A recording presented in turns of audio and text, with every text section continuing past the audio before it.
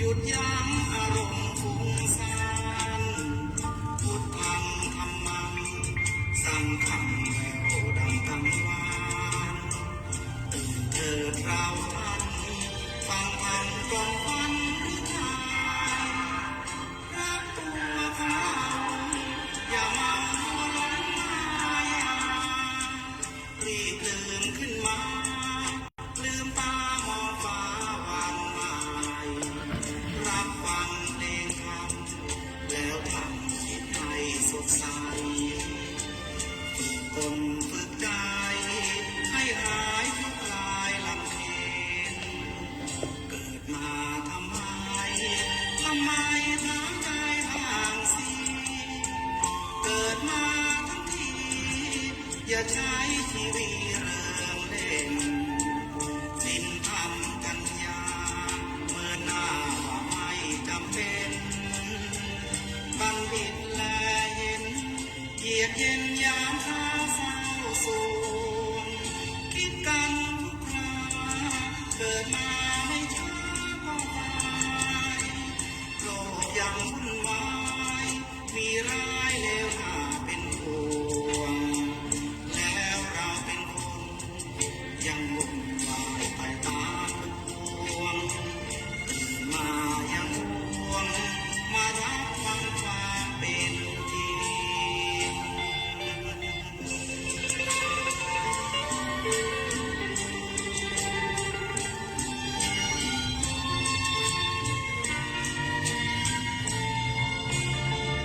คิดกันทุกคราเกิดมาไม่ช้าก็ตายโลกยังวุ่นวายมีร้ายเลวหน้าเป็นห่วงแล้วเราเป็นคนยังวุ่นวายไปตามพวงตื่นมายังห่วงมารับฟังความเป็นจริง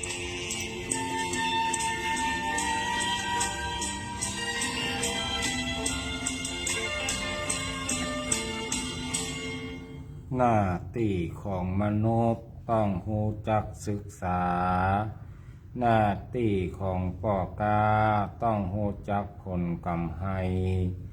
หน้าที่ของศิลปินต้องรู้จักสร้างศิลปะหน้าที่ของตุฆะต้องรู้จักสอนมนุษย์หน้าที่ของเจ้าพุทธต้องรู้จักประพฤติธรรมหน้าที่ของผู้นำต้องรู้จักวินัยหน้าที่ของผู้ใหญ่ต้องรู้จักพรหมวิหารหน้าที่ของสมภารต้องรู้จักปกครองหน้าที่ของน้องรู้จักเคารพพี่หน้าที่ของคนดีต้องรู้จักเว้นชั่วหน้าที่ของผู้หายกัวต้องรู้จักความจริงหน้าที่ของแม่ยิงต้องรู้จักการเฮือนหน้าที่ของเปื้อนรู้จักเกรงใจหน้าที่ของคนใจต้องรู้จักใจนายหน้าที่ของผู้ใกล้จะตายต้องรู้จักคำว่าพุทโธสัมมาอรหังขอนอบน้อมแด่พระรัตนตรัยขอถวายความเคารพพระมหาเถรานุเถระเจ้าคณะพระสังฆาธิการกุตนกุองค์ขอเจริญสุขเจริญพรพ่อแม่ศรัทธาท่านสาธุชนพุทธบริษัททั้งหลายที่กำลังเปิดเครื่องรับฟังต่างขึ้นสถานีวิทยุ 96.00 เมกะเฮิรตซ์วิทยุเพื่อพระพุทธศาสนาและจริยธรรมจังหวัดเชียงใหม่ของคณะสงฆ์จังหวัดเชียงใหม่จังหวัดที่มีพระพุทธศาสนาเป็นศาสนาประจำจังหวัดญาติโยมสาธุชนพุทธบริษัททั้งหลายในวันนี้นั้นรายการโอจาภาษาธรรมกำเมืองล้านนาหรือว่ารายการเสียงธรรมเสียงทองภาคภาษาล้านนาได้นำรายการพระพบญาติโยมดังเช่นเคยรายการนี้ก็สัปดาห์หนึ่งพระพบกัน3 วันด้วยกันวันละชั่วโมงคือวันจันทร์วันอังคารและก็วันพุธวันจันทร์วันอังคารเริ่มตั้งแต่บ่ายโมงจนถึงบ่าย2 โมง ส่วนวันพุธนั้นก็เริ่มตั้งแต่บ่าย3 โมง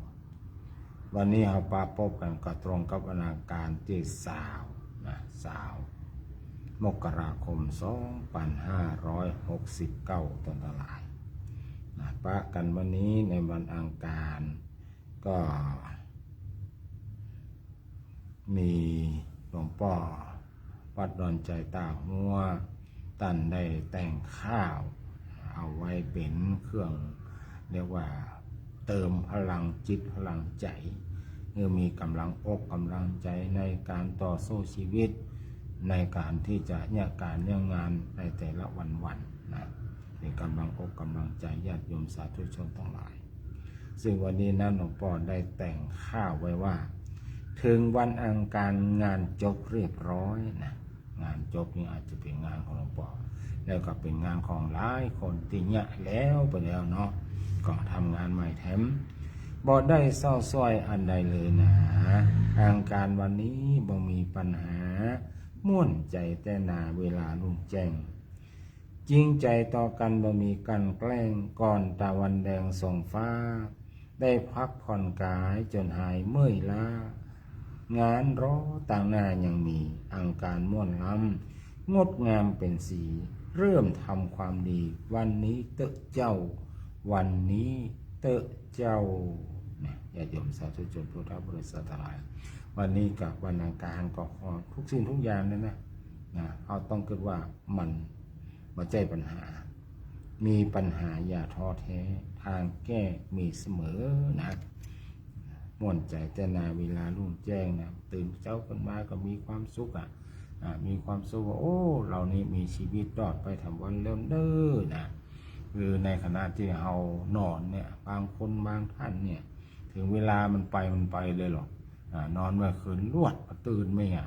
ฝันไปก็เคลิ้มไปเกิบไปพุ่นปลาไปอันปลาไปนี่ไปสวรรค์ไปนรกไปอย่างมั่ว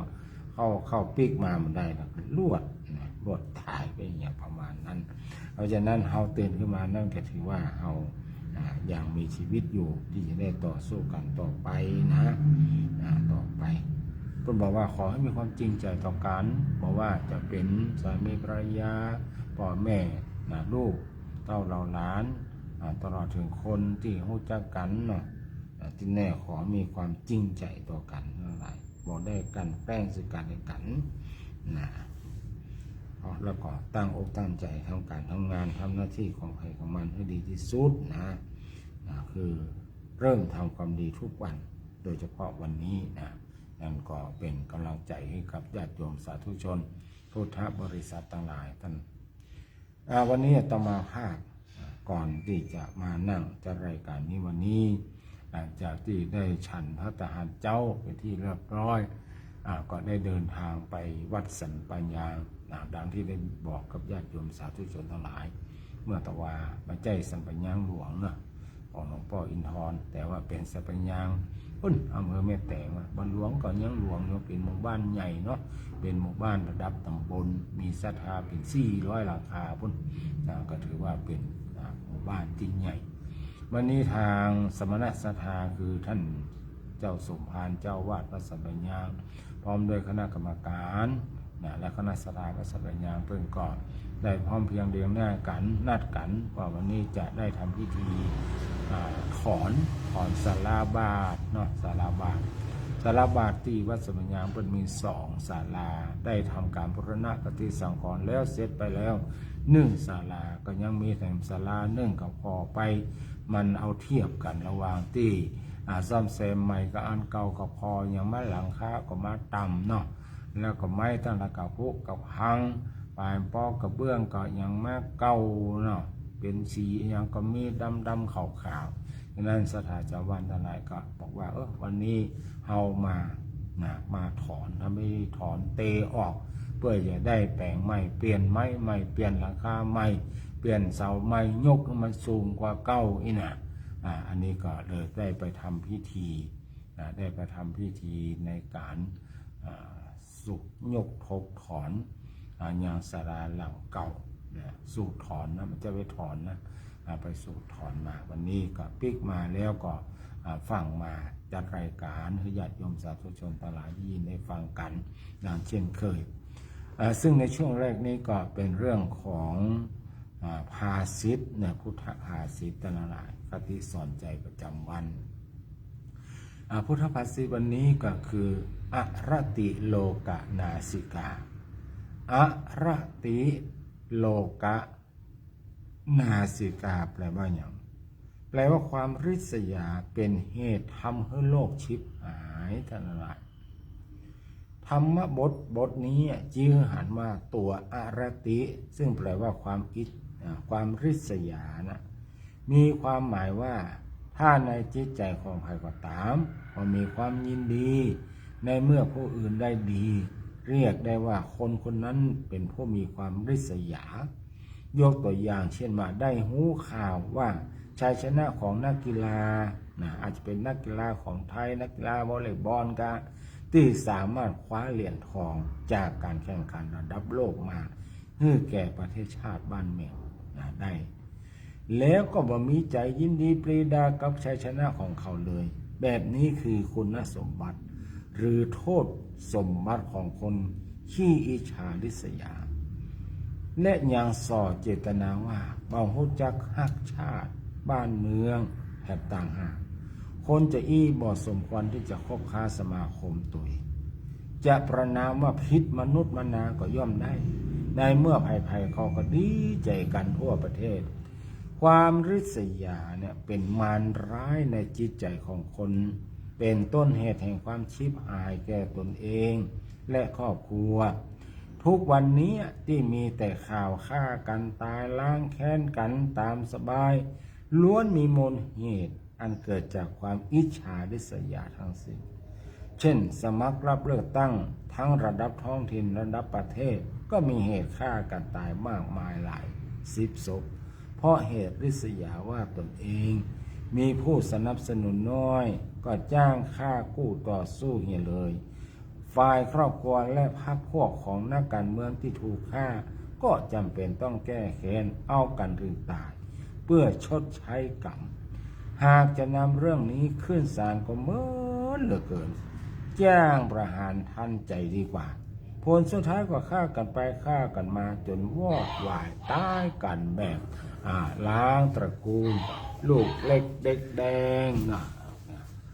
ลูกเล็กเด็กแดงก็ยังต้องคอยรับเคราะห์จากไฟริษยาและไฟอาฆาตพยาบาทที่บ่อาจจะดับลงได้ความริษยาจึงเป็นเหตุทำให้โลกชิบหายดังธรรมภาษิตได้ยกขึ้นมาเบื้องต้นถ้าความริษยาปรากฏขึ้นในจิตใจของผู้นำประเทศย่อมเป็นเหตุให้ต้องทำสงครามกันอย่างล้างชาติประชาชนทุกหมู่เหล่าประสบความทุกข์ยากเดือดร้อนแสนสาหัสประเทศชาติล่มจมล้มละลายทางเศรษฐกิจเพราะต้องทุ่มเทงบประมาณเพื่อการทหารจนบ่มีงบเหลือเจือจานถึงประชาชนผู้เสียภาษีมีแต่ความชิบหายล่มจมถึงสิ้นชาติสิ้นแผ่นดินกันไปในที่สุดเนี่ยอันนี้เรื่องของโทษของความอิจฉาริษยาญาติโยมสาธุชนทั้งหลายเพราะฉะนั้นเปิ้นจึงมีธรรมะเรียกว่าพรหมวิหาร4ในข้อที่3นั่นแปลว่ามุทิตาความพอยินดีเมื่อผู้อื่นได้ดีอย่าไปอิจฉาริษยากันนะเขาก็ได้เหมือนเปิ้นเขามีเหมือนเปิ้นเขาอย่างเหมือนเปิ้นที่มันดีๆเนี่ยเขาก็ต้องมาพัฒนาปรับปรุงแก้ไขลองไปศึกษาแล้วว่าคนนั้นคนนี้เปิ้นประสบผลสำเร็จในเรื่องนั้นเรื่องนี้เปิ้นไปแยกอย่างมาเนี่ยไม่ใช่มัวแต่อิจฉาริษยาเปิ้นเนี่ยไม่ได้ปรับปรุงตัวเก่ามันก็ต้องเป็นแยกตลอดไปนะมันมีความเจริญรุ่งเรืองเลยเนาะอันนี้เนี่ยสำนักงานเจ้าคณะอำเภอเมืองเรียกว่าเป็นมีใบนิมนต์อะไรอย่างนั้นนี่อย่างนี้นะ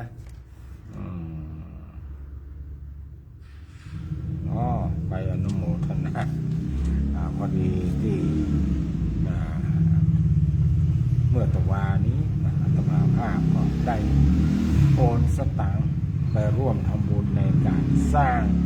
สังเวชนาราชนียสถานเป็นสตางค์สถานนั่นแหละ เก็บไว้เมื่อกฐินที่ผ่านมา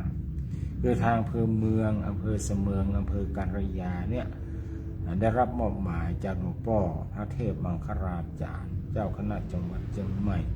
เพื่อดูแลสังเวชนียสถานการประสูติเนาะจากกรมพินียสถานประเทศเนปาลเพื่อเอามาสร้างในพุทธมณฑลจังหวัดเชียงใหม่นี่นะเพิ่นก็ได้หอมกันแต่ละวัดไปใจเวลา3 ปีตอนนี้ผ่านไป1 ปีแล้วนี่ปีที่2แล้วปีละ 10,000 บาทนะวัดละ 10,000 บาท 10,000 บาท3 ปีก็ 30,000 วัดที่เปิ้นมีสตางค์น้อยเพิ่นก็ออกทีเดียวกำเดียวเนาะ 30,000ลวดไปนะสบายใจเลยหายห่วงแต่ว่าวัดผาบ่องเป็นต้นได้ทำหลายวัดก็เงินมาค่อยหมุนมาค่อยมีสักเท่าใดเนาะก็ต้องอาศัยเจียดเอานะมีงานกระถิ่นก็เจียดเอาไว้เหีย10,000 บาทนะอันนี้เอาไว้ทำบุญกับพระมณฑลเจียดส่วนหนึ่งเอาไว้ห้อมพระป่าสถานีวิทยุเป็นต้นทั้งหลายเพราะฉะนั้นเปิ้นบริจาคไปถวาย10,000 บาทวันนี้เปิ้นก็เลยขยมเอาใบอนุโมทนาบัตรมาส่งอันนี้ก็เป็นเรื่องของการทำบุญพุทธมณฑลเนอะญาติโยมสาธุชนพุทธบริษัททั้งหลายนะความอิจฉาริษยาเป็นเหตุให้โลกชิบหายนะต่อไปก็เป็นเรื่องของที่จะได้นำมาฝากกับญาติโยมในวันนี้นะเป็นเรื่องธรรมะนะที่นำมาฝากถึงความเฒ่าความแก่นี่ก็จะว่าไปแล้วเวลาถึงทีใดนี่มันก็โดยเฉพาะคนเฒ่าคนแก่คนมีอายุบอกว่าจะพี่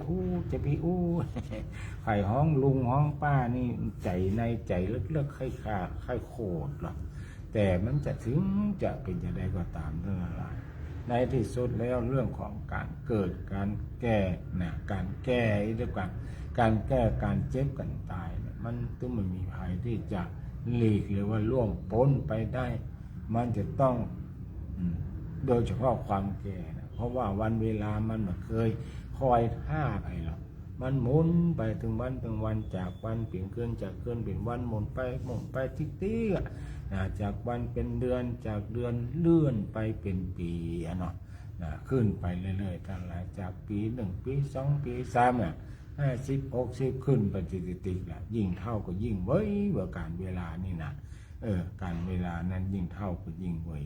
นั้นการที่มันไหลไปมันไม่ได้ไหลไปหรือว่ามันหมดไปโดยตัวของมันเต่าอันมันยังมากลืนกิน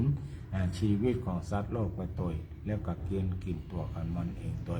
นี่คือการเวลามันมีภัยยากเท่าในที่สุดก็ต้องเท่าไปตามการเวลานั่นแหละเพราะนั้นเมื่อเราจะเข้าสู่วัยเท่าหรือว่าตอนนี้เราอยู่ในวัยชราวัยแก่วัยเท่าหรือว่ากำลังที่เราจะได้เป็นคนแก่คนเฒ่าในอนาคต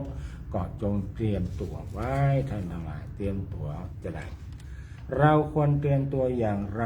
เพื่อให้ชีวิตในวัยแก่เฒ่าจะมาเป็นคนที่น่าเบื่อหน่ายของลูกหลานดอกคนแก่มี2 ประเภททั้งหลายประเภทที่1เรียกว่าแก่แดดแก่ลมคือตลอดชีวิตที่ผ่านมาบอกเคยสร้างความดีไว้ให้เป็นจิ้นเป็นอันทานก็บอกเคยศีลก็บอกเคยรักษาการสวดมนต์เจริญภาวนาหาความรู้ทางธรรมก็บอกเคยสนอกสนใจมีชีวิตผ่านไปวันหนึ่งอย่างไร้คุณค่าเนี่ยอันนี้ประเภทหนึ่งเรียกว่าแก่แดดแก่ลมประเภทที่2เปิดว่าคนแก่ประเภทนี้เป็นคนแก่ที่น่ารำคาญบาดตายละลูกหลานไม่อยากเข้าใกล้และคนแก่ประเภทนี้แถมนั่นล่ะก็ก่อให้เกิดปัญหาในครอบครัวขึ้นมาเช่นปัญหาแตกร้าวระหว่างแม่ผัวกับลูกสะใภ้เป็นต้นคือว่ามัวแต่อิจฉาริษยาหรอกพ่อผัวนี่กับลูกชายนะแม่ผัวนี่กับลูกยิงยังเป็นของคู่กันจะได้กับหมูนะประเภทที่2เรียกว่าแก่บุญบารมีคือตลอดชีวิตที่ผ่านมานอกจากจะตั้งใจทำมากิน และสะสมทรัพย์สมบัติเตรียมเอาไว้ใจจ่ายในบ้านปลายชีวิตจะได้บรบกวนคนอื่นแล้วในด้านความประพฤติกิริยามารยาทก็ปรับปรุงตลอดโดยคิดว่าวันหนึ่งต่างหน้า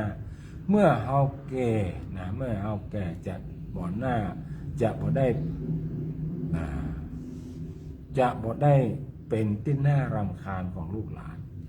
ในทางธรรมก็มาศึกษาหลักธรรมในทางพระพุทธศาสนาตั้งใจ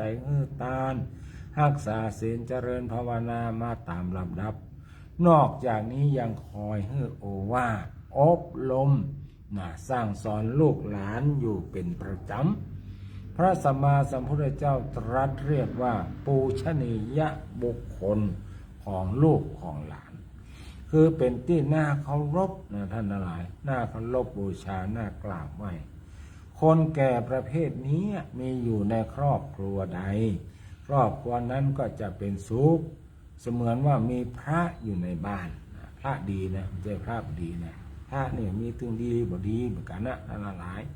ไม่ใช่ว่าเอาพระไว้ในบ้านแล้วก็จะดีหมดก็ไม่ใช่นะพระที่บ้านบ่ดีก็มีมันก็ทุกสังคมมันจะมีทั้งดีและบ่ดีแต่โดยส่วนมากมันก็จะเป็นคนดีที่บ่ดีนั่นก็จะมีสักเล็กน้อยที่แฝงเข้ามาเพื่อเป็นการปฏิบัติตนให้เป็นคนที่มีคุณค่าควรดำเนินชีวิตแบบเจ้าพุทธดังต่อไปนี้ท่านทั้งหลายในฐานะที่เราท่านเป็นเจ้าพุทธท่านทั้งหลายบำเพ็ญตนเป็นเจ้าพุทธนี่อย่างพยายามทำบุญใส่บาตรตื่นเช้าขึ้นมาพยายามใส่ทำบุญใส่บาตรสั่งสมบุญไปทีละน้อยละน้อยเพราะว่าการทำบุญใส่บาตรมันเป็นสิ่งที่ว่าทำบุญได้โดยง่ายที่สุดเพราะว่ามันต้องเตียวไปวัดเตียวไปวาทุกเจ้าเตียวไปหาเองแต่เปิ้งก็จะเตียวแบบพระแบบไปบิณฑบาตไปโปรดสัตว์บ่ได้ไปขอเหมือนขอทานบ่ได้ไปยืนรอแบบว่าเปิ้นบ่ได้นิมนต์ไว้หรือว่าบ่ได้ประวารณาจู่ๆก็ไปยืนหน้าบ้านปิตี้ห้ามก็ใจรันสาธุสักหน่อยมันก็เตียวไปกับเปิ้นเรื่อยๆยกเว้นที่บ้านที่ว่าเป็นขาประจำที่เป็นนิมนต์บอกว่าขอมารับที่บ้านถึงวันเนอร์นี่นะเปิ้นก็จะไปรอที่หน้าบ้านนี่แหละญาติโยมทั้งหลายอันเนี้ยทานเป็นประจำเพื่อเป็นการสะสมเสบียงข้ามภพข้ามชาตินี่ประการแรกประการที่สองพยายามรักษาศีลปลูกฝังเมตตาทำให้เกิดขึ้นแก่ชนทุกหมู่เหล่า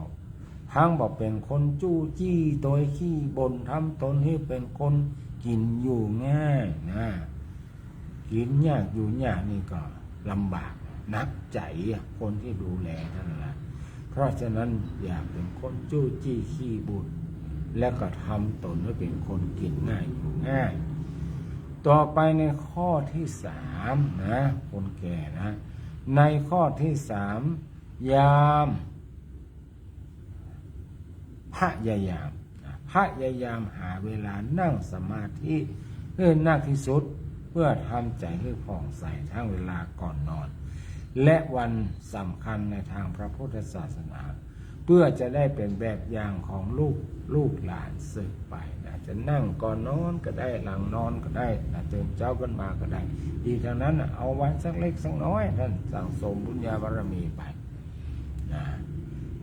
ยามว่างก็อบรมศีลธรรมให้กับลูกหลานเล่านิทานพ่องเล่าประสบการณ์ชีวิตให้เป็นประโยชน์พ่องเพื่อเป็นอุทาหรณ์เตือนใจลูกหลานได้ฟัง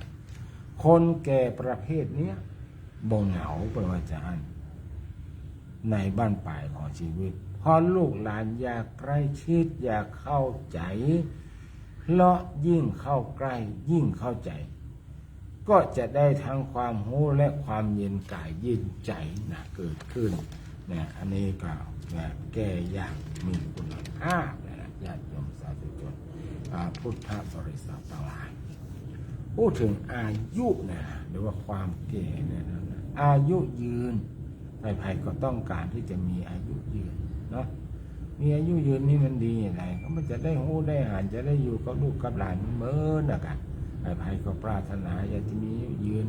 เพื่อจะว่าความกลัวทั้งหมดมันรวมกับที่กลัวตายแล้วถ้ามันตายไปแล้วมันยังมาได้แล้วหายซับนึกถึง พื่อนฝูงคนที่ฮู้จักพ่อแม่บิดามารดาเฮาก็ตามนั่นล่ะแต่ก่อนนี่อู้กับเฮาอยู่นะชวนกินข้าวก็มากินเฮ้ยชวนกินนั่นกินนี่ดื่มนั่นนี่ก็มาดื่มมากินร่วมกันได้แต่ตอนนี้ห้องหาที่ไหนก็ได้ตึ้งมาจะใส่ฝากข้อความไปทางไลน์ข้อความไปทางเฟซก็ได้เซฟหมดบางคนนั่นก็ยังอยู่ในโทรศัพท์อยู่ที่เมมโมรีไว้ในสมัยเมื่อยังทั้งสองฝ่ายมีชีวิตร่วมกันตอนนี้ชื่อก็ยังมีอยู่เนี่ยของอาตมาภาพนี่ก็มีหลายท่านนะเป็นมี4-5 ท่านนะที่ยังค้างอยู่ในเนี่ยมีเบอร์โทรอยู่ก็ไม่ได้ลองโทรเสียเตื้อนะบางทีอาจจะติดอาจจะฮับก็ได้ฮัลโหลตอนนี้อยู่ที่ไหนอยู่ที่ในโลกขุม8ทรมานขนาดช่วยกรรมอยู่บนสวรรค์ให้สบายขนาดได้กินอาหารติดวันนี้กินข้าวกับอย่างแต่เจ้าเนี่ยเขาอยากกินลาบคือกำเดียวมาได้ลาบลอยมาม่งโจดเนี่ยนะกัดเนี่ยเดียวเนี่ยอันนี้ก็เรื่องของมันก็สามารถที่จะติดต่อกันได้แล้วนั่นแหละเพราะฉะนั้นถ้าเราหากเขามีชีวิตอยู่เนี่ยเราก็สามารถที่จะใช้ชีวิตของเรานั้นในการสร้างประโยชน์ส่วนตนสร้างประโยชน์ส่วนรวมสร้างคุณงามความดีสั่งสมคุณงามความดีเอาไว้นักการเกิดนั้นเป็นสิ่งที่หายากในท่านหลายจะไปเกิดฆ่าตัวตายโดยเด็ดขาดในท่านหลายเพราะว่าเขาตายไปแล้วเขายังแบบมั่นใจมามีภัยมาบอกให้เขาสักคนเราว่าตายแล้วจะได้ปิ๊กมาเกิดหรือว่าปิ๊กมาเกิดแล้วจะจำว่าเป็นตัวของเฮานี่ก็เฮาก่อนใจงูใจจำดังนั้นจะไปหวังขอเพื่อรักษาชีวิตที่มันหาได้โดยยากไม่ใช่ว่าบ่เชื่อเรื่องชาติหน้าเฮาเชื่อแต่ว่าตอนนี้เฮาได้เกิดมาเป็นมนุษย์อยู่บนโลกนี้ก็ยากจริงมันอยู่เมินอยู่เหมือนอยู่กับลูกกับหลานอยู่พอความเจริญของโลกตอนนี้เขาใกล้หานไฟฟ้าที่อำเภอเมืองเชียงใหม่มันลงดินกับลงสะเตือเสาตั้งกระดึกกระดักสายยุบยุ่งฝรั่งไล่ถ่ายรูปกันหรอกคนจีนก็ไล่ถ่ายรูปกันมันเป็นAmazing บักมีที่ประเทศเขานั้นบ่มีเขายังงงเก่าหนอตัวพ่อตัวยุ่งยากแต่ยังเป็นยังงูก็ยังใจได้อยู่เขาก็ยกนิ้วให้หมดมีความสามารถพิเศษในคนไทยนี่เปิ้ลนี่ประเทศที่เจริญแล้วเนี่ยอย่างอเมริกาเกล็ดหงต้มกายอย่างกายมันมาในดินหมดมันมาในดินหมดเต่านี่เอาไปใส่เอาก้าหัวเต่ามันใส่เปิดมาจากในดินหมดต้องเอาเต่าแก๊บอย่างบ้านเฮาเนี่ยซื้อเต่าแก๊บไปวางไปวางมันมาในดินของเปิ้นแล้วนี่นั้นเฮาก็จะล้อว่าเมื่อใดมันจะหันประเดี๋ยวนี้เส้นทางหลายเส้นทางต้องแยกหลายแยกโดยเฉพาะทางที่ใต้ตั้งแต่แอร์พอร์ตเป็นต้นไปล่องไปทีเนี่ยถ้าเปิ้นแปลงถนนแบบที่ว่ามาสลับซับซ้อนอย่างที่เราหันในต่างประเทศก็ดีในกรุงเทพก็ดีเนี่ยแต่น้อยนี่เฮาจะติดไฟแดงแล้วนั่นแหละมันก็จะได้สะดวกสบายไปเพราะฉะนั้นประเทศชาติบ้านเมืองของเรามีการพัฒนาเปลี่ยนแปลงอยู่ไปเรื่อยๆดังนั้นเราจะไปฟังไปไหนเตื้อเพื่อมีกำลังกายกำลังใจกำลังใจอยู่กับโลกนี้มันจะไปกึดใครตายว่าอย่างว่าบางคนนี่ท้อแท้แล้วมีปัญหาอย่างน้อยก็จะมีปัญหาบางทีบางครั้งไปสร้างปัญหาเช่นไปยืมเงินทองเปิ้นหรือไปเล่นการพนันจนหมดเนื้อหมดตัวเมื่อมันหมดน้อยหมดตัวแล้วการพนันก็ดีก็จะได้ทรัพย์สินเงินทองที่ตัวเก่าได้สะสมไว้นั้นกืดหาเงินทองเหล่านั้นเสียใจกับตัวเก่าที่ไปเล่นการพนันก็ลงโทษตัวเก่าด้วยการฆ่าตัวตายบางคนนั่นก็ไปกู้หนี้ยืมสินคนอื่นมาถึงเวลาบ่มีทรายเปิดท่านอะไรหนีสินก็ฆ่าตัวตายจะอันนี้เนี่ยมันต้องระมัดระวังอย่างว่ามันเกิดขึ้นกับชีวิตเราหรือว่าถ้ามันมีแล้วมันเกิดขึ้นไปเรียบร้อยแล้วก็ค่อยขี้คายไปเท่านั้นปัญหาทุกปัญหามีวิธีแก้ทั้งนั้นเลยปัญหาไหนที่มันยุ่งยากนักมันก็ต้องแก้ยาก เป็นธรรมดาปัญหาได้ที่มันบ่ยุ่งยากมาซับซ้อนก็แก้ง่ายดังนั้นมีปัญหาอย่าท้อแท้ทางแก้มีเสมอนะอายุยืนอย่างมีคุณค่า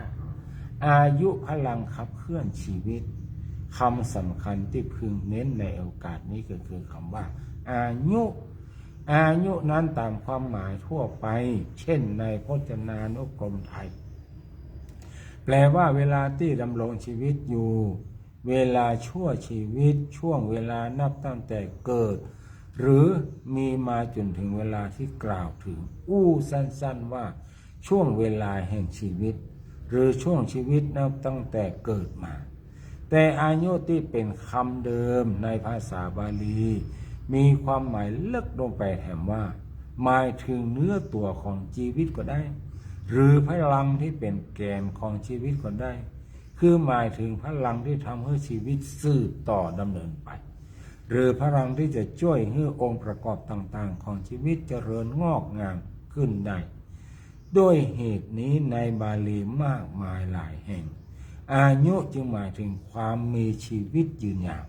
หรือการเป็นอยู่สืบต่อไปได้ยาวนานอย่างที่เรียกกันไปว่าอายุยืนนะ อายุเป็นตัวเลขเป็นแกนเป็นพื้นฐานรองรับคุณธรรมอย่างอื่นๆตึงหมดเพราะเห็นว่าต่อเมื่อยังทรงอายุคือมีชีวิตเป็นไปอยู่คุณสมบัติอย่างอื่นๆเช่นวรรณะสุขะพละและก็ยศความไร้โรคเป็นต้นจึงจะมีได้และจึงจะบังเกิดประโยชน์แก่ผู้นั้นฉะนั้นอายุก็คือพลังขับเคลื่อนชีวิตและความมีชีวิตยืนยาวจึงเป็นธรรมสำคัญที่คนทั่วไปปรารถนานี่ข้อปฏิบัติเพื่อให้มีอายุยืนยาวเท่าไหร่เอาปฏิบัติจะไหนข้อปฏิบัติที่จะทำให้อายุยืนโดยเรียกอย่างสำนวนบาลีว่าปฏิปทาอันเป็นไปเพื่อให้อายุนั้นแยกได้เป็นสองด้านคือ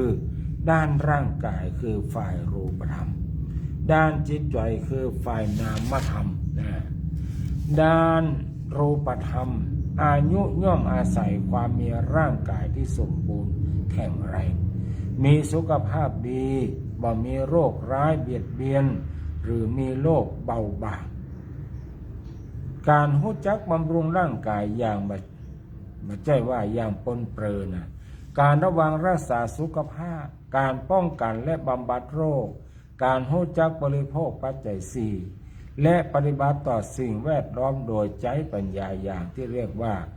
มีโยนิโสมนสิการในพระพุทธศาสนาท่านมองหันความสำคัญของการรักษาสุขภาพทางกายเพื่อดำรงอายุไว้โดยถือว่าเป็นส่วนประกอบอย่างหนึ่งของชีวิตที่ดีในระดับทิฏฐธรรมิกถประโยชน์คือประโยชน์ในปัจจุบัน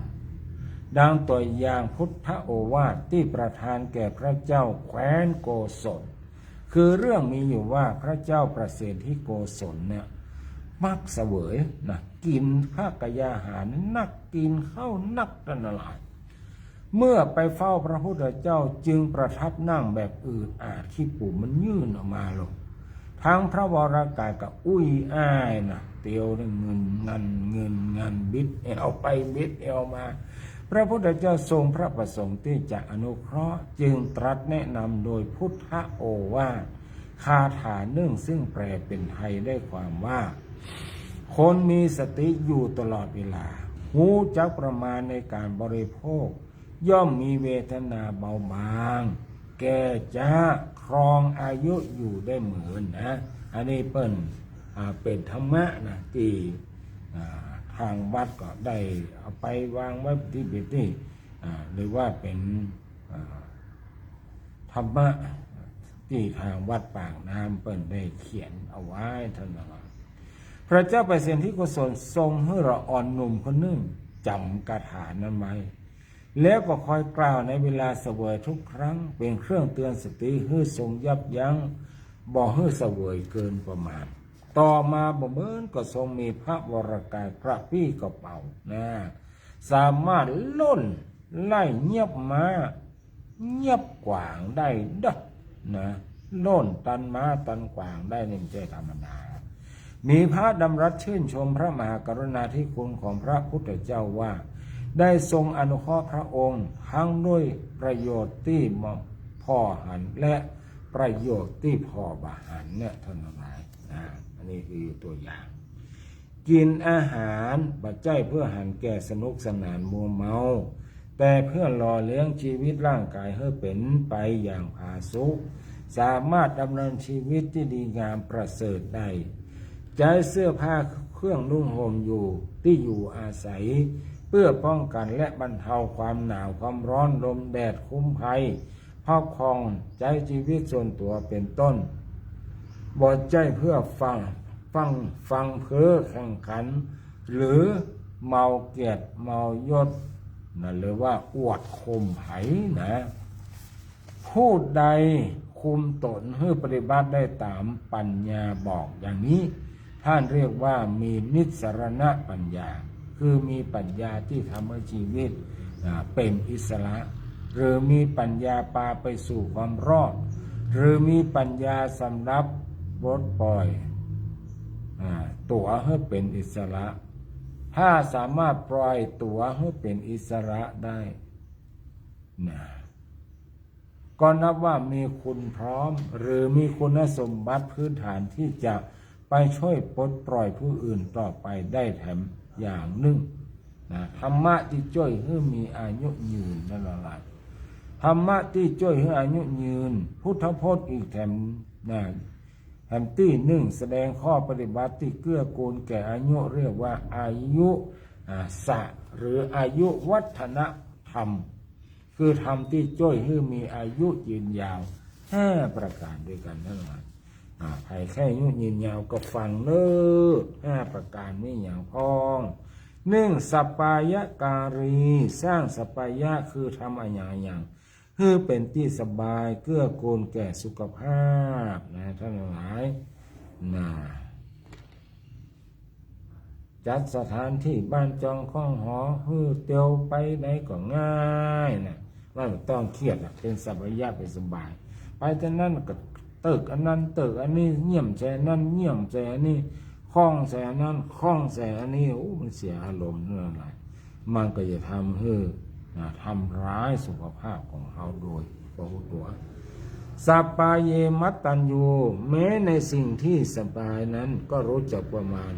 ทำแต่พอดีนะความสบายทั้งหลายทั้งปวงก็อย่าไปปล่อยให้สบายจนเกินไปต้องมีความประมาณในการสบายของเราประการที่3ปริณตะโภรีบริโภคสิ่งที่ย่อยง่ายเช่นเกี๊ยวให้ละเอียด4การจารีปฏิบัติตนให้เหมาะสมเรื่องเวลาเช่นรู้จักเวลาจัดเวลาทำพอดีเวลาอันนี้ก็จะทำให้เรามีอายุมั่นยืนยาวเท่านั้นแม้การบริหารหรือปฏิบัติตนในด้านกายก็จะเป็นสิ่งสำคัญแต่กายก็เป็นเพียงส่วนหนึ่งของชีวิตนั้นประกอบด้วยรูปและนามต้องมีทั้งกายและจิตจึงจะมีชีวิตอยู่ได้และกายกับจิตนั้นย่อมสัมพันธ์ต้องอาศัยกันส่งผลถึงกันในการที่จะมีอายุยืนนอกจากระวังรักษาและบำรุงร่างกายแล้วก็จะต้องมีข้อปฏิบัติทางจิตไว้โดยคือต้องรู้จักระวังรักษาบำรุงจิตใจของตัวเก่าและเครื่องรักษาระวังจิตปรุงใจตัวเก่าก็คือคุณธรรมการฝึกอบรมจิตใจและเจริญปัญญาในบรรดากุศลธรรมที่เกื้อกูลแก่อายุนั้นข้อที่มีผลนักโดยตรงก็ได้แก่เมตตาการุณาเนี่ยทั้งหลายมีความเมตตาคือความรักใคร่มีความปรารถนาดีต่อเพื่อนมนุษย์ด้วยกันนะเราเพื่อนมนุษย์ด้วยกันอันนี้ก็จะทำให้เราได้มีตีกาอายุมั่นยืนยาวทั้งหลายนั่งไป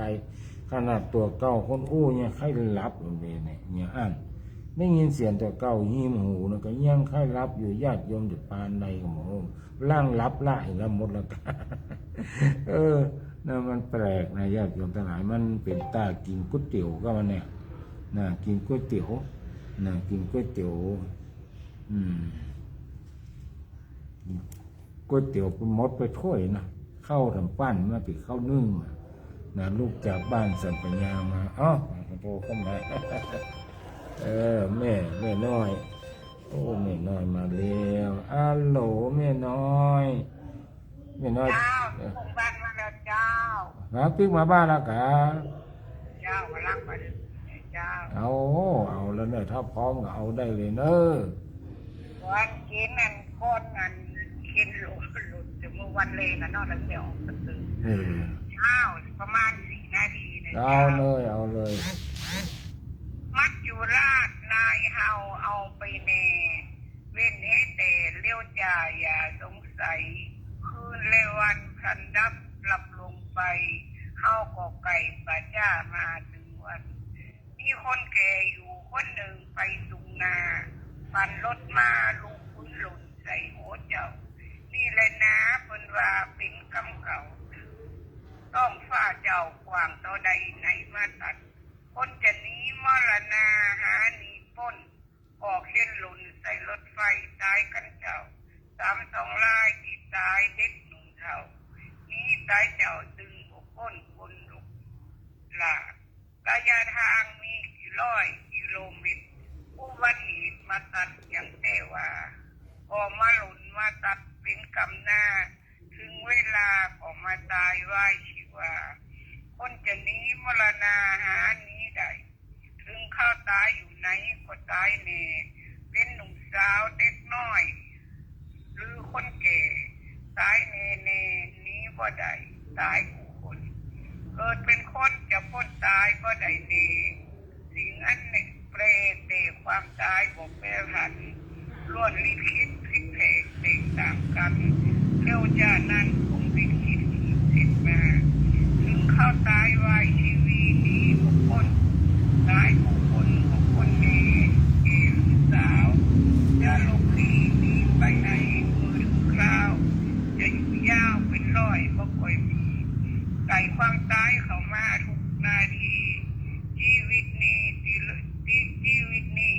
อเผื่อเอาไว้ยังบ่ตายอยู่วันนี้อยู่ต่อไปอยู่จดใจเว้นกรรมใดทำมาเป็นเศรษฐีมีเงินหรือยาจกเป็นเศรษฐีมีเงินหรือจนยากทุกข์ลำบากลำรวยสวยหรือไม่ข้าฤหัสถ์อยู่กระท่อมก็ยอมตายอยู่บ่เว้นใครต้องตายไว้ชีวีมีเงินทองกองล้นบนภูเขาจะซื้อเอาชีวิตไว้ก็ไล่ผลอันความตายหมายตัวทุกตัวตนติดสินบนต่อใดก็ได้คืนชีวิตนี้สั่นลงทุกวันจะดับขันวันใดบ่ฮู้นะสถานดีบ่ฮู้หลอกบอกเวลาบ่ฮู้นะยามใดใน1 วันชีวิตนี้บาปแล้วคาลับ2 ปี 15 มกรา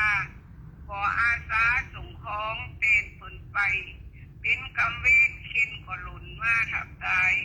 นี่แหละนายถึงข้อตายเลยนายเจ้าถ้าบ่ถึงข้อตายวายชีวาใครพิขาดหินขาบ่อาสันเมื่อถึงข้าวจะตายไม่จิ้มฟันเต้งเงิดนั่นยังเป็นทะยักบาดทะยักลงจากตายบ่ถึงข้าวจะตายวายชีวิตทุกต้น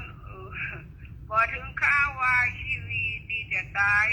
ตกยุงลายยังหลอดงามมือใดเพราะต้องลบความตายนั่งรถไฟว่าปลอดภัยก็ยังตายเนินนานจังอายุไขในมนุษย์สุดจะน้อยอย่าโมคอยโอกาสวาสนาวันและคืนที่เคลื่อนไปบ่หวนมาอย่าลอดจ่าหอมหงโคยังได้เจ้าใจก็ต้องอ้อมเนิ่น200ต้องไปปลูกไปโอนนะเจ้าจ้าหากยายตายหมอบกายเป็นอาจารย์เป็นตาโนบาลอาจารย์ใหญ่ถ้าเฮาตายกายเฮาเอาเข้าไฟมอบร่างกายไปศึกษาดีกว่าเจ้าโอ้ สุดยอดวันนี้เนาะแม่น้อยตลาดนัดนะบ้านดอนตำบลแม่แรงอำเภอป่าซางเนาะก็ได้นำกรอนเรื่องว่าคนเฮาเนี่ยจะหนีแก่หนีตายในถึงมาพ้นอันความตายชายนารีหนีไม่พ้นมีหรือจนก็ต้องตายกลายเป็นผีถึงจะถึงแสนรักก็ต้องร้างห่างทันทีบอกวันนี้ก็วันหน้าจ้าหรือเวยนะจะหนีอื่นหมื่นแสนแดนโลกนะจะไปอยู่ที่ไหนก็ตามจะไปอยู่บนฟ้าบนสวรรค์ไปอยู่ในถ้ำในน้ำในใต้ในที่สุดแล้วก็ต้องตายเหมือนกันหมดละญาติโยมสาธุชนทั้งหลายเพราะฉะนั้นก่อนที่เราจะตายเมื่อเรามีชีวิตอยู่เนาะเราสามารถที่จะสร้างคุณงามความดีไว้ในโลกนี้ก็รีบสร้างคุณงามความดีเรื่องเรียบทำบุญกุศลบุญนี่เราจะต้องเนี่ยเราก็จะต้องทำขออนุโมทนากับโยมนภัสวรรณวังมณีเนาะเปิดได้หอมสร้างห้องครัววัดเทศกุมชรนะวัดแม่ตำบลแม่แรมไปวันนี้อาตมาภาพก็ได้โทรสอบถามเจ้าวาดเพิ่นบอกว่าวันนี้กำลัง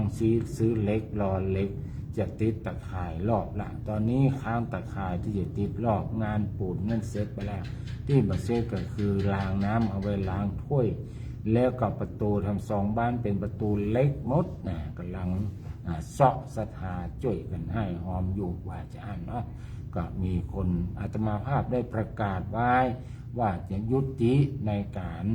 ขอรับบริจาคคืออาตมาภาพเนี่ยจะยุติในการขอแต่ว่าญาติโยมยังหอมได้อยู่ ได้หอมได้อยู่อาตมาขอแล้วนะนี่ขนาดมาขอนะมาขอละแต่ญาติโยมใครหอมก็หอมได้นะก็มีน้องออมยืมโสภาสันปัญญางเพิ่นก็วันพรุ่งนี้เป็นว่าจะโอนเข้ามาเพิ่มเติมแถมแล้วก็มิตรกี้โยมเมียน้อยก็บอกว่าพรุ่งนี้จะให้ออมมาร่วมบุญทำ200 บาทนั่นก็อนุโมทนากับทุกคนทุกท่านเนอะที่ร่วมด้วยช่วยกันบุญนี้เราต้องทำเนาะท่านทั้งหลายสาธุชนท่านบริษัททั้งหลายเราจะต้องทำตราบใดที่เรายังมีชีวิตอยู่นะก็ทำบุญสุนทานกันไปเนี่ยญาติโยมสาธุชนทั้งหลาย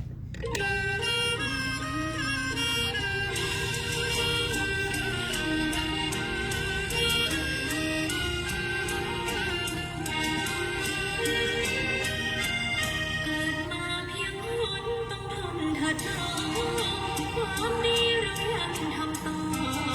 ไม่ท้อไม่ถอยหลบหลีกลงขอสักวันได้เกิดเป็นคนก็ดีแล้วนี่รักษาศีลให้ดีกายใจวาจางดงามอ้อยเตียนเมียนบ้านให้เธอแล้วรวยต้องทำให้บุญช่วยร่ำรวยด้วยการ เกิดมาเรื่องสวยหรือรักษาศี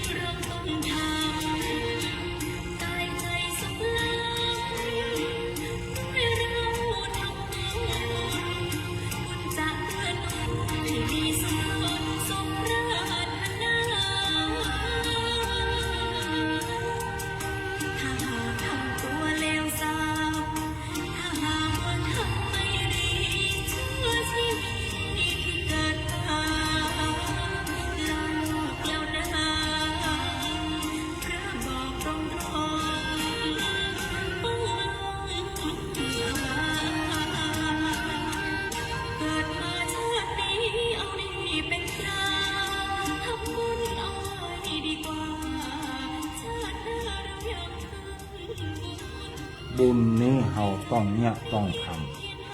ำผลงานการร้องของคุณจ๋าจิรนันท์เป็นเพลงในมูลนิธิหลวงปู่สวงวัดไทยพัฒนารู้สึกว่าจะอยู่จังหวัดสุรินทร์เนาะญาติโยมทั้งหลายก็นำมาฝากกับญาติโยมทั้งหลายเพราะว่าเพลงนี้ตมาภาพฟังแล้วก็รู้สึกว่าม่วนดีนะม่วนเพราะว่าเลยเวลาเราได้ทำบุญสุนทานแล้วเราได้ฟังอย่างเกี่ยวกับเรื่องบุญเรื่องกุศลเราก็พอสบายใจม่วนใจไปตัวในช่วงนี้ก็ยังมีเวลาสักเล็กน้อยก็จะได้ขอประกาศข่าวสารงานบุญให้ญาติโยมสาธุชนทั้งหลายได้รับทราบเพื่อไผจะได้ไปร่วมไผอยู่ใกล้วัดนั้นวัดนี้หรือว่ามีความเคารพนับถือเจ้าอาวาสวัดนั้นวัดนี้อยากจะไปร่วมก็เตรียมประกาศจดไว้ได้เลยเนอะไผที่ชอบไปทำบุญในที่ต่างๆเท่าที่ของอาตมามีอยู่ก็มีแบบกี่วัดประมาณสัก6-7 วัดเนี่ย6-7-8 วัดเนี่ยจะได้แจ้งได้รับทราบว่าเพื่อจะมีงานบุญที่วัดไหนพ้องเอาวันนี้ก็แล้วกันวันนี้แต่เจ้าเรียบร้อยไปในงานการถอนศาลาบาทวัดสันปะญาขออาตมาภาพนี่มีทำงานเนี่ยไม่แรงเนี่ย4 โมงแรงเป็นการสวดสังฆะสวดมนต์สังฆะกุฏิของหลวงพ่ออดีตเจ้าวาดวัดปราสาทเนื่องจากเจ้าวาดองค์ใหม่รูปใหม่เพิ่นจะได้ไปอยู่กุฏิหลังเก่าเพื่อความเปลี่ยนสิริมงคลและเพื่ออุทิศส่วนบุญส่วนกุศลถวายแด่จิตวิญญาณของหลวงพ่อพระครูธีรธรรมประกาศทางท่านเจ้าวาดรูปใหม่ตุลุงแดงหรือท่านอาจารย์อินทร์เนี่ยสุชาโตพร้อมกับด้วยคณะกรรมการคณะสภาวัดปราสาทไปได้ทำพิธี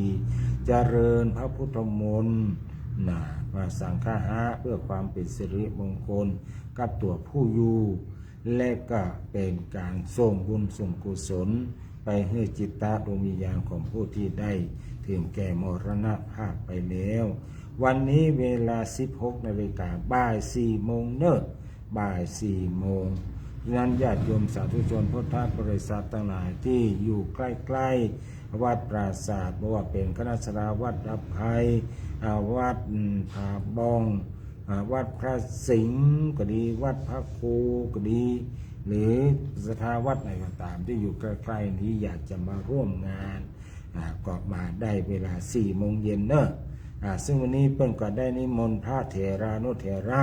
ได้มาเจริญพระพุทธมนต์ได้แก่พระครูสิทธิวรคุณที่ปรึกษาเจ้าคณะอำเภอเมืองเชียงใหม่วัดเมทังท่านพระครูโอภาสปัญญาคมรองเจ้าคณะอำเภอเสมิงวัดดับไพหลวงพ่อพระครูกิตติชัยมูลีเจ้าวาดวัดชัยพระเกียรติหลวงพี่ดีกว่าอันนี้หลวงพ่อนี่ห้ามห้องหลวงพี่พระครูเมธีสุตากรเจ้าคณะตำบลศรีภูมิเขต 2วัดผาบองและก็หลวงพี่เหมือนกันพระครูอุปถัมภ์ภกิจโกศลผู้ช่วยเจ้าวาดพระสิงห์จะได้เมตตา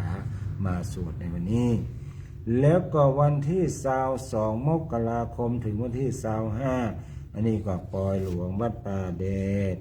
แล้วก็วันที่25จริงๆเพิ่นเริ่มวันนี้แล้วที่วัดที่วั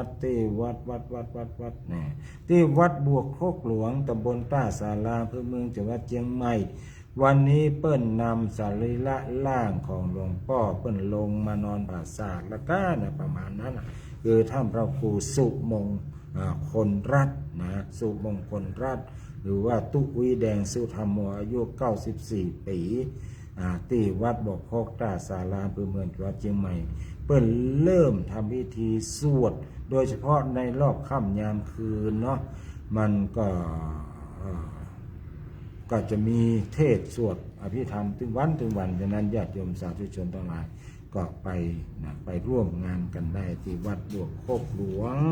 ตั้งแต่วันนี้เป็นต้นไปจะทำการพระราชทานเพลิงในวันที่25แล้วก็วันที่31 มกราคมพิธีสวดพระอภิธรรมสัตมวาน100 วันสมเด็จพระนางเจ้าสิริกิติ์พระบร พระบรมราชินีนาถพระบรมนาถชนนีพระบรมราชชนนีพันปีหลวงสถานที่ก็วัดจ้างเคียนตำบลจ้างเพือกอำเภอเมืองจังหวัดเชียงใหม่วันเสาร์ที่31 มกราคมเวลา 13 นาฬิกาพระการที่วัดจ้างเคียนแล้วก็วันที่31แล้วก็วันที่1เนี่ยอันนี้วัดเชียงโฉมขออาตมาภาพได้นิมนต์วันที่31เวลา4 โมงแรง9 นาทีอันนี้ไปทำพิธีทักษิณานุปทานกิจอุทิศสมบูรณ์ส่วนกุศลให้อดีตผู้มีอุปการะคุณต่อวัดเชียงโฉมเชียงโฉมเจดีย์ปล่องตำบลจ้างเพือกอำเภอเมืองเชียงใหม่หน้าวิทยาลัยครูแล้วก็วันที่1เพื่อไปจะทำพิธีฝังลูกนิมิต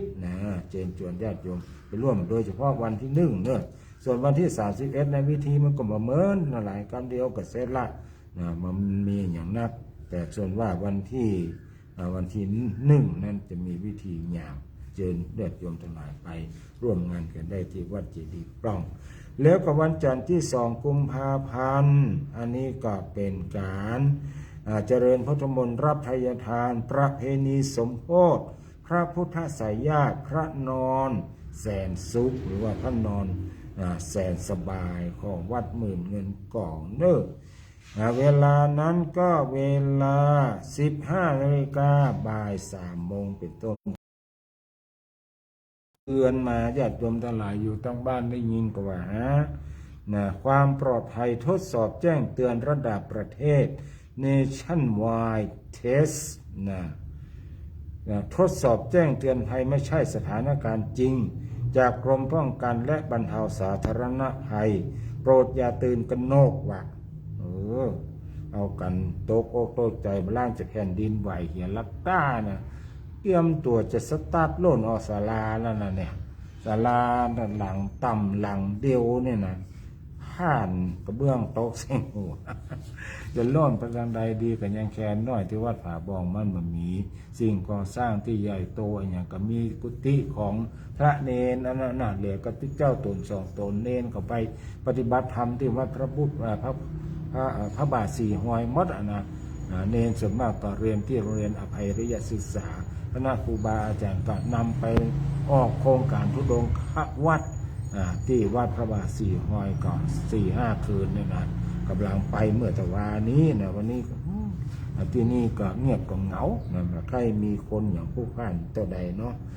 อันนี้ก็วันที่ได้แจ้งไปตะกี้เนาะแล้วก็วันที่4ถึงวันที่8ปอยหลวงวัดเจียงแสนตำบลหนองพึ่ง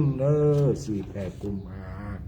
แล้วก็วันที่6วัดปราสาทอีกแล้วครับท่านวันที่6 กุมภาพันธ์เป็นงานเจริญพุทธมนต์สะเดาะเคราะห์สืบชะตาโหราศาสตร์สืบชะตามหามงคลพิธีมงคลสะเดาะนพเคราะห์สืบชะตาโหราศาสตร์อายุวัฒนมงคล83 ปี36 พรรษาฉลองตาตั้งเจ้าอาวาสวัดปราสาทตะลุนแดงวัดปราสาทวันที่6 กุมภาพันธ์ 9:09 นาทีเป็นต้นไปใครจะเอาหงตาลมาร่วมก็แจ้งความประสงค์จำนงเอาไว้ได้เลยแจ้งที่อาตมาภาพก็ได้เนาะเพื่อจะได้เตรียมป้ายเตรียมสถานที่ไว้เอาละญาติโยมสาธุชนพุทธบริษัททั้งหลายเวลาก็ได้มาถึงที่เขาจะได้จบรายการในวันนี้แล้วก็ขออนุโมทนากับญาติโยมสาธุชนวันนี้ถ้าเป็นภาษาบาลีนี่ถือว่าหลายนะคำว่าหลายคือมากกว่าหนึ่ง ได้แก่แม่สมอังคณากับคุณนภัสวรรณวังมณีพอชมรายการทางเฟซบุ๊ก2 ท่านแต่เชื่อแน่เหลือเกินว่าผู้ที่ฟังทางบ้านนี่ต้องนับเรือนหมื่นเรือนแสนเนาะอันนี้แต่ไม่ใช่อู้เล่นนะลักไปถามเขาละส่งผู้สืบข่าวไปสอบเป็นที่โดยผู้สืบข่าวประจำอำเภอนั้นๆนี่แหละได้แจ้งมาว่าเปิดฟังรายการเสียงธรรมเสียงทองของพระครูเมธีสุตากรในอำเภอนั้นมองอันอำเภอนั้นมองอี้ล่ะ ปิ้นถึงรายงานมาเป็นระยะเป็นเดือนขออนุโมทนาขอบคุณผู้คนทุกท่านที่รับฟังมาตั้งแต่ต้นจนจบก่อนท่านหลายอยู่ดีมีสุขอายุมั่นขวัญยืนโดยทั่วกันเจริญพร